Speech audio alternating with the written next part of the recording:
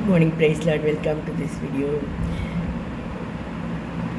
ஏற்கனவே பல வீடியோக்களில் சொன்னபடி காலையில் நம்ம எழுந்துக்கிறோம் அப்படின்னா அது கர்த்தருடைய கிருபை தான்.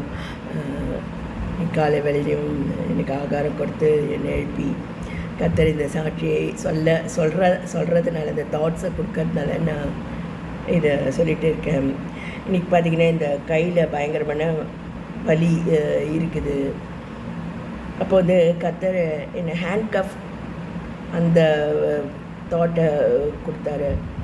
அதாவது கர்த்தர் என்னோடய ஹேண்ட் கஃப் இங்கே போட்டிருக்காரு. அதனால் என்னால் என்னுடைய சுய இஷ்டமாக நான் நடக்க முடியாது. நிறைய பேர் ஊழியக்காரங்க பார்த்திங்கன்னா ஸ்டூடெண்ட்ஸ் மத்தியில் எல்லாம் ஊழியம் செய்கிறாங்க. இது நிமித்தம் கர்த்தருடைய ஹேண்ட் கஃப் நிறைய ஸ்டூடெண்ட்ஸ் கையோட அது பிணைக்கப்பட்டிருக்கதை நான் பார்க்குறேன்.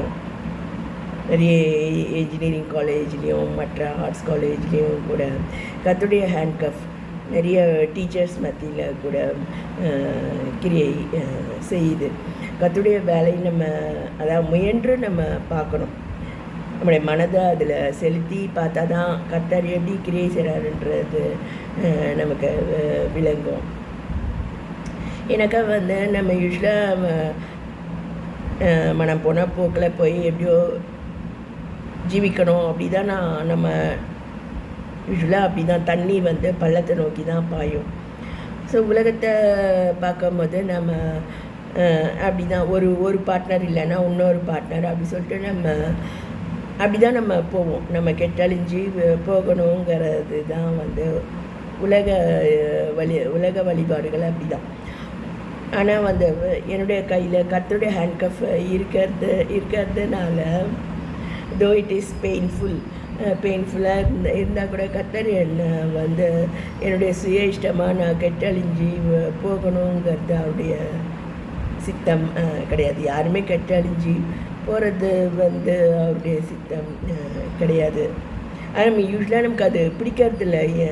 ஏன் நம்ம இஷ்டத்துக்கு போகிறதுக்கு விடமாட்டேங்கிறாரு ஆண்டவர்னு நம்ம நினைக்கிறோம். பட் நமக்கு அது தெரியறதில்ல. நான் வந்து வயதுலேருந்து அதாவது விசுவாச வீட்டிலே வளர்ந்ததுனால அதாவது இதுமாதிரி குயுக்தியான திட்டங்கள் அதனால எனக்கு அது மேலே சிந்திக்க தெரிய மாட்டேங்குது. How someone can lead me in the wrong. அது வந்து எனக்கு சரியாக அப்படி சிந்திக்க எனக்கு கர்த்தர் வந்து என்னை கல்லூரிக்கு கொண்டு போய் தான் அந்த பயிற்சிகளை கொடுத்தாரு.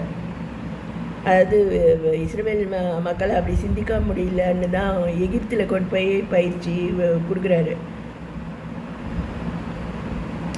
அது மாதிரி தான் அந்த உதாரணத்துக்கு சொல்கிறேன் பாருங்களேன். ஃப்ரெண்ட்ஸ் வந்து ஏதோ பேசுகிறாங்கன்னு வைங்க, என்னோடய சீனியர்ஸ் மாதிரி ஏதோ அவங்க டிஸ்கஸ் பண்ணோம் அப்படின்னு நினைக்கிறாங்க. நான் அதை கேட்கக்கூடாது அப்படின்னு நினைக்கிறாங்கன்னா என்னை அங்கேருந்து விரட்டி விட்டுருவாங்க. கேன்டீனில் ஏதோ 10 ரூபா தராங்க, அங்கே போ இங்கே போன்னு சொல்லிட்டு. ஏன்னா எனக்கு பணம் அந்த விவரங்களும் எனக்கு தெரியாது. இவங்க ஏதோ குயுக்தியாக திட்டம் போடுறாங்கன்றது எனக்கு விளங்காது. நான் அவ்வளோ தூரம் ஒரே நாளில் நடக்கக்கூடாதுங்கிறதும் எனக்கு தெரியாது. ஸோ அது வந்து என்னை ரொம்ப பாதிச்சிடுச்சு.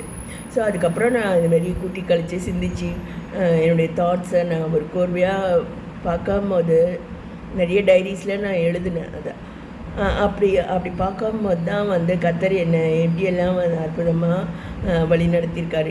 இன்றைக்கி வந்து எனக்கு 63 வயதாகுது. இன்றைக்கி எனக்கு இருக்க அண்டர்ஸ்டாண்டிங், அது எஜுகேஷன் எல்லாமே இருக்குது. ஸோ முக்கியமாக அந்த கர்த்தருடைய ஹேண்ட் கஃப் வந்து என்னை தப்பு வழிக்கு இப்போ போகாமல் காக்குது. அது கொஞ்சம் பெயின்ஃபுல்லாக இருந்தாலும் அது வந்து நம்மளை காக்கக்கூடியதாக இருக்குது. Usually people don't like it. இப்போலாம் வந்து ஸ்டூடெண்ட்ஸ் மத்தியிலையும் கர்த்தர் பெரிய காரியங்களை செய்து வராரு.